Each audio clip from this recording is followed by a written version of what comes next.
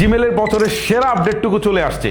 এখন থেকে আপনি জিমেলের অ্যাড্রেস কিন্তু পরিবর্তন করতে পারেন। অর্থাৎ অনেকদিন আগে আপনি জিমেল আইডিটা খুলেছেন, তখন হয়তো ক্লাসিক্যাল একটা নাম দিয়েছেন, যেমন kalam1975@gmail.com, বাট এখন আপনি চাচ্ছেন সেটাকে পরিবর্তন করতে পারবেন। এখন ধরেন KM1975 সাথে .07 দিয়ে এরকম একটা স্টাইলিশ লুক দিয়ে কিন্তু একটা নাম আপনি দিতে পারেন।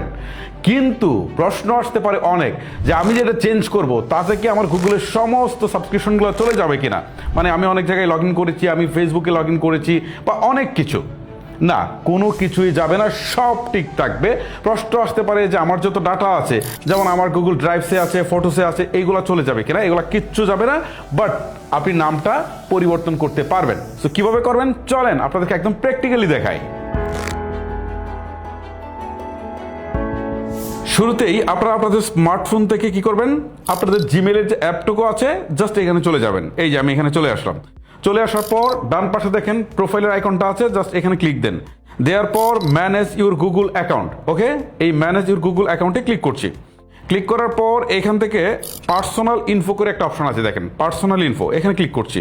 ক্লিক করার পর এখান থেকে ইমেলটা দেখাচ্ছে এবং আমার ইমেলটার আসলে অ্যাড্রেসটা কি সেটাও এখান থেকে দেখাচ্ছে, ওকে, এটার উপর ক্লিক করতে হবে।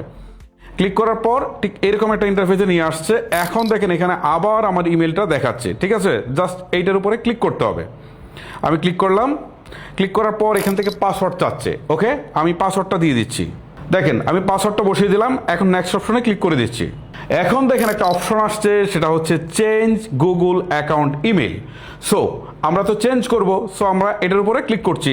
ক্লিক করার পর এখান থেকে আমাদেরকে সবগুলো কন্ডিশন তারা দিচ্ছে যে আপনি পড়ে নেন। এই যে আমি যেটা বললাম যে কোনো কিছু চেঞ্জ হবে না, বাট আপনি ইমেল অ্যাড্রেসটা পরিবর্তন করে ফেলতে পারবেন। সো এখান থেকে ইউজার নেমের জায়গায় এই যে আমরা শুরুতে যেভাবে দিয়েছিলাম আবারও এটা চেঞ্জ করার সুযোগ পাচ্ছি, ঠিক আছে। ধরেন আমি এখান থেকে দেই হচ্ছে একটা ইমেল অ্যাড্রেস দিয়ে দিই, ওকে। দেখেন আমি এইখানে একটা অ্যাড্রেস কিন্তু অলরেডি দিয়ে দিয়েছি। দেওয়ার পর সে কিন্তু চমৎকারভাবে এটা নিয়ে নিল, ওকে। সো এখন চেঞ্জ মেল এই অপশনটাতে ক্লিক করছি। ক্লিক করার পর আবার একটা পপ আপ দিচ্ছে, সতর্কবাণী দিচ্ছে যে আপনি করবেন কিনা, ঠিক আছে। সো এখন এই যে দেখাচ্ছে, আবার দেখাচ্ছে কারেন্টটা দেখাচ্ছে যে বর্তমানে আপনার কোনটা আছে এবং নিউ কোনটা, ওকে। সব ঠিক থাকলে আপনি আবার ইয়েস চেঞ্জ ইমেল এখানে ক্লিক করে দেবেন, ঠিক আছে। অলরেডি দেখেন এইখান থেকে কিন্তু আমার ইমেল অ্যাড্রেসটা চেঞ্জ হয়ে গেল, ওকে। এখন আপনাদেরকে আরেকটা জিনিস একটু দেখাই। এই যে দেখেন এটা তো আমার বর্তমান ইমেল অ্যাড্রেসটা, ঠিক আছে। সো আমি যদি একটু স্ক্রল করে নিচের দিকে আসি, অল্টারনেটিভ ইমেলের জায়গায় কিন্তু এটা অলরেডি চলে আসছে। তার মানে এখন আমার দুইটা ইমেল অ্যাড্রেস, ওকে। সো আমি যেটা চেঞ্জ করলাম এটাতে কেউ যদি মেইল পাঠায় তাহলে তো মেইল চলে আসবে, খুব ইজি বিষয়। আবার পুরনো যেটা আছে সেটাতেও যদি কেউ মেইল পাঠায় তাহলে এই মেইলটাও কিন্তু এইখানেই চলে আসবে। সো এখন এই বিষয়টা আমার একটু সুবিধা হলো যে আমার এটাও চলে আসছে, ওকে। তারপরে যদি আপনি অল্টারনেটিভ মেইলটাকে চেঞ্জ করতে চান, যে আপনি যদি মনে করেন যে আমি চেঞ্জ করে দেবো, চেঞ্জ করতে পারেন। আর আমার মনে হয় যে না, ঠিক আছে, আপনি চেঞ্জ করেছেন, আপনার নতুনটা থাকলো, এই অ্যাড্রেসটা সবাইকে দিলেন, এটা থাকলো।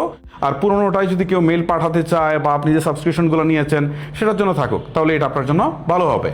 আর শুরুতে যে জিনিসটা আপনাদেরকে আমি ক্লিয়ার করে দিয়েছি সেটা আরও একবার রিমাইন্ডার দিয়ে দেই, এটা খুবই ইম্পর্টেন্ট। আপনার যত সাবস্ক্রিপশন ছিল, ধরেন আপনি এই ইমেল আইডি দিয়ে ফেসবুক ওপেন করেছেন, এই ইমেল আইডি দিয়ে আপনি দেখা গেল যে কোনো একটা সাবস্ক্রিপশন কিনেছেন, এই ইমেল আইডিতে দেখা গেল যে আপনার কন্ট্যাক্ট নাম্বারগুলো আছে, আপনার ফটোসগুলো আছে, ভিডিওগুলো আছে, আপনার দেখা গেল যে সমস্ত কিছু আছে। সো কোনোটাই যাবে না, সব ঠিকঠাকই থাকবে, ঠিক আছে। আপনি যখন ইউজ করবেন তখন ওই পুরোনো ইমেলটা দিয়ে ইউজ করলে কোনো সমস্যা হবে না। এই হচ্ছে মূলত আমার আজকের ভিডিও। গাইস ভিডিওটা লেন্দি করছি না, এখানে শেষ করছি। আজকের মতো আমি বিদায় নিচ্ছি। দেখা হচ্ছে নতুন কোনো ভিডিওতে। আল্লাহ হাফেজ।